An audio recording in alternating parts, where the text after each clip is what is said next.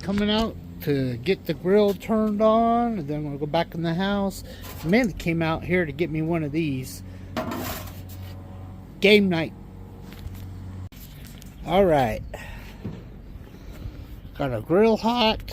We're gonna throw our kabobs on. I'm gonna throw the vegetable ones on here in just a little bit. But I gotta make sure I spray the grill so it doesn't stick as bad.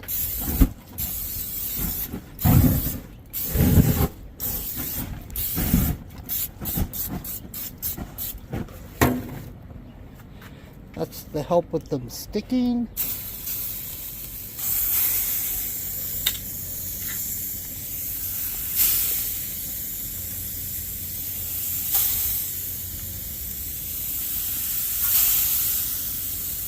Hear that sizzle?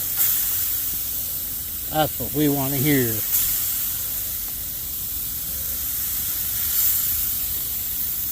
I know this is a lot of chicken. And what I like to do is I take my excess chicken juice, just dump it on there anyways, just to get rid of it. Alright, they are on the grill, and here in a little bit I'm going to throw the vegetables on the other side of the grill once these brown up a little bit on one side. By the way, I have these on medium heat, so my burners are on medium heat. For the seasoning on the vegetables, I just did a little bit of a zesty Italian seasoning with some seasoning salt and some black pepper. Nothing too fancy. They're gonna have good flavor by themselves with fresh grown tomatoes and bell peppers from the garden, so they're gonna taste great by themselves. Alright, opened up the chicken kabobs. If you look on the sides a little bit, they're starting to get a little crisp, a little brown on there. So I think it's time to flip them over. Because you normally, with chicken kebabs, you're going to normally cook it on 3 or 4 sides. So it's time to flip these over. Let's go ahead and get them flipped over.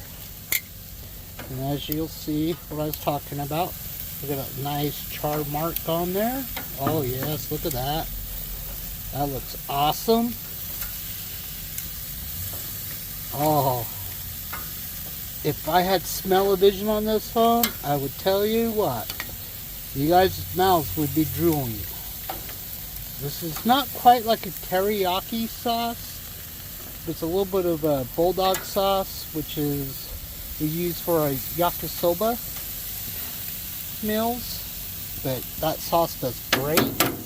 And I'm going to say probably another 10 minutes on these kebabs before they're completely cooked.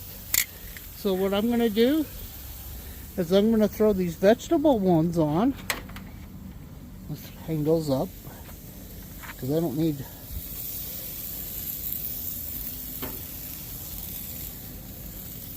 got them kind of mixed up both ways here.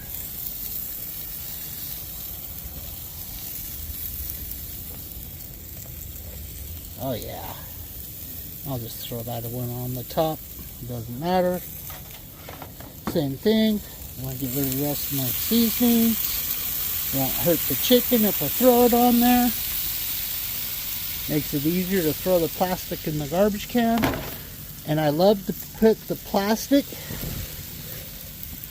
on the trays. That way I don't have to clean a tray to take it back in the house, to bring it back in, to take the product off the grill. I have a nice clean tray underneath it. Oh, by the way, it's time to have another one of these. When you're grilling, you gotta have a beer. Okay, I gotta move some things around on the grill. Let's check the bottom of these. Oh, they're not getting the color yet. So, we're getting close on those ones. It's always good to check them. So the ones that are getting close to being done, I'm going to rotate them to the burner that doesn't have as much heat. So keep them on the grill, close to the heat. I'm surprised that one doesn't have char marks. It's so close to the heat. Ooh, that one looks good.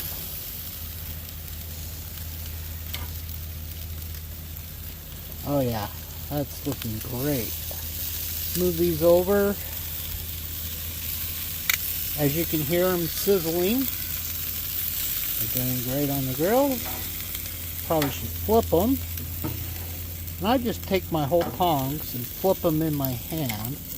You could grab just a stick, flip the loops, but it's easier just to flip them with your hands.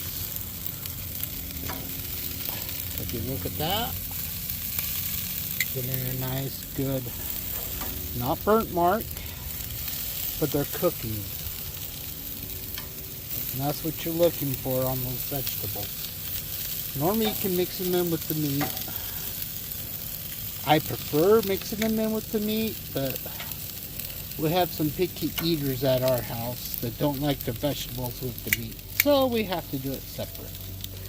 Alright, I'll be back in a few minutes to check on these. Okay, we're coming back to check on these. These are looking great. Let's check on them again. I can do a little bit. I think we'll just rotate these a little bit. I think some of these are cooked already, so rotate this around. I like to rotate a lot of the meats around. That one's definitely cooked. A lot of these are cooked. These are thin cut dices of chicken, so they should be cooked. If you look into the middle there, you'll see where they are done inside. So these are done cooking. So basically, all I gotta do is get the vegetables finished cooking. And they're almost there. So let's bump up the heat on the vegetables. Let's lower the heat. I got a better idea. Let's turn off the heat where the kabobs are at. Because this thing works like an oven. It cooks no matter where it's at. Okay. It's starting to look a little bit better. But they're not soft yet. You don't want them soggy, but you don't want them super crisp to where they're not cooked at all. And you know, if you really wanted to add a little bit of flavor to your vegetables, we all eat meat here at the house, so this doesn't bother any of us doing this. This just adds more flavor to the meat, I think. Just a little trick I learned about cooking in our house. That way I can get the kids to eat their vegetables even though it tastes different. Alright, I'll be back in a minute. Okay, they are looking great. We're doing a great job on these. Everything looks good. By the way, this is Lance here. And I just got done cooking chicken kabobs. And they taste great. Bon appetit!